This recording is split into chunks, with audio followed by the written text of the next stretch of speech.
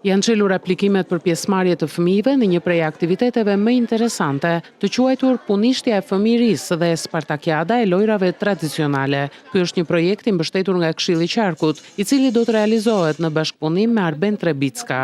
Ai thotë se fëmijët do të mësojnë të përgatisin dhe të luajnë me lojrat që dikur kanë luajtur prindrit e tyre. Ky projekt vërtet është një projekt me lojrat e fëmijërisë, por nuk janë vërtet lojra. Është një domosdoshmëri e jetës, sepse sot fëmijët nuk dinë të mbërthejnë një gozhdë.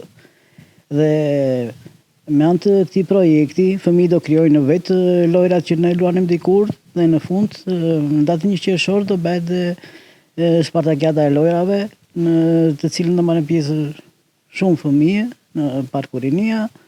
Janë si qerka me guzhinjeta, loja me litar, loja me fuga, loja me cingla, janë mbi 10 lojrat me cilat do paraqesimi fillimisht, pastaj do përhapet në të gjithë qarkun.